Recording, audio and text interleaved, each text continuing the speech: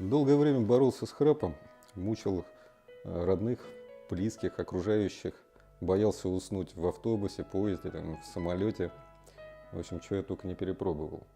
Пытался бороться с храпом самостоятельно. Всякие разные научные там, методы, и научные, и антинаучные, бабушкины. И вот как-то лазил по интернету вот, по своей проблеме и увидел интересную рекламу. Приборы, которые якобы избавляют от храпа. Прибор иностранного производства, стоит очень недешево. Но все-таки приобрел. И вот попытался с ним вот как бы справиться с этой проблемкой.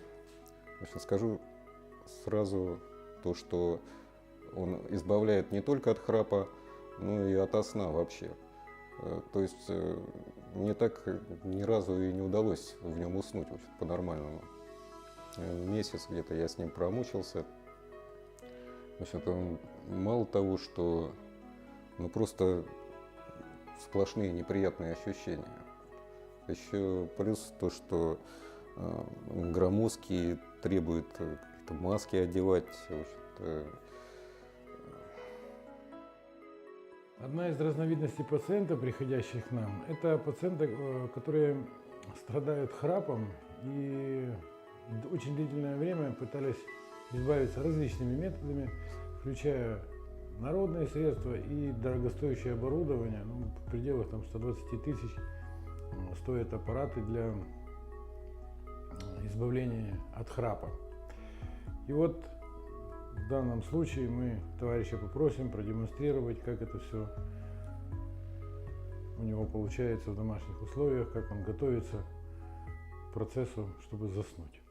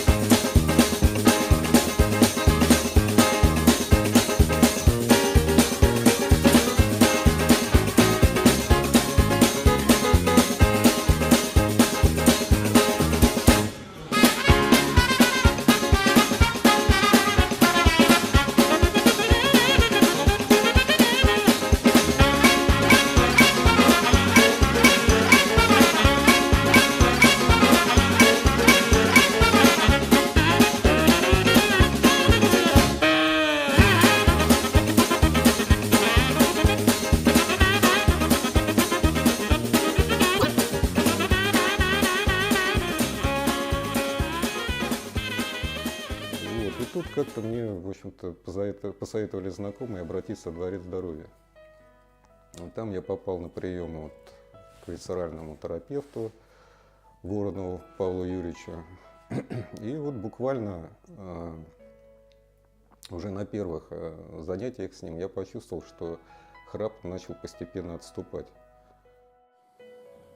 Если по физиологии взять, то печень и толстый кишечник связаны напрямую. Да? Значит, нарушение в толстом кишечнике, в работе выделительной системы, естественно, будет сказываться на работе печени. Если функция печени будет уменьшаться, капсула будет ее увеличиваться.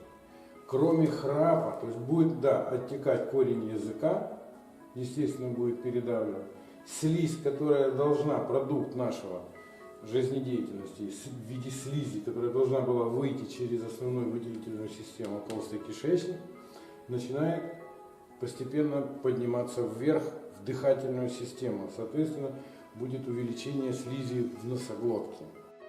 Кроме всего прочего, нужно смотреть, что из многочисленной цепочки симптоматики, да, выделяется храп. Но до этого, если вы вспомните, до этого обязательно должно было быть что? Или хруст в колене, боли в колене, боли в тазобедренном суставе. Это боли в плече в правом, при поднятии плеча, костная такая боль. В лопатке в правой боль. Это наличие геморроя. И это все симптоматика уменьшения функций печени. Все токсины, да, это продукт распада веществ, которые поступают к нам в организм на химическом уровне, должны быть беспрепятственно эвакуированы. Если эта эвакуация не происходит, значит происходит уменьшение функций выведения отходов, то есть уменьшение перистальтической волны. Это уже может привести к чему? К провисанию поперечно-ободочной кишки, к грыже белой линии живота, соответственно увеличение объема живота, увеличение в диаметре сигмовидной кишки приводит к чему? К пережатию мочеточников. Это будет вызывать сердцебиение, аритмию и тахикардию. Дальше к подпору почки самой мочой. Это будет уже вызывать повышенное давление. Дальше к передавливанию сосудов, которые кровоснабжают матку, яичники, простату, мочевой пузырь и половые органы. То есть проблема варикоцелии, если вы возьмете, варикоцелия всегда практически с левой стороны. Опять же говорит, возвращаемся к причине выведения отходов в нашей жизнедеятельности. И это еще недалеко не весь перечень всего того, что происходит. То есть происходит загущение крови от того, что кровь становится токсичная и печень не успевает. Это варикозное расширение вен. Это нагрузка на клапана, на сердечные клапана. Если среди вышеперечисленных симптомов вы хоть один найдете у себя, да, что же нужно делать?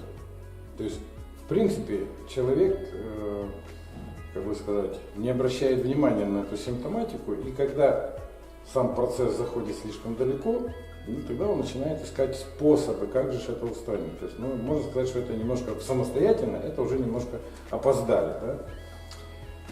В первую очередь, что нужно? Нужно восстановить движение жидкостей, всех жидкостей организма, чтобы они двигались как по физиологии, беспрепятственно. Соответственно, то есть поснимать спазмы и устранить застои, которые образовались в процессе этого патологического процесса.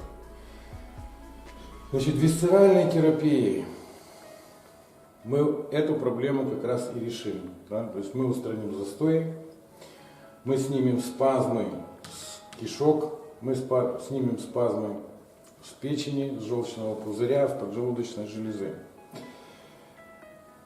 И это еще не все.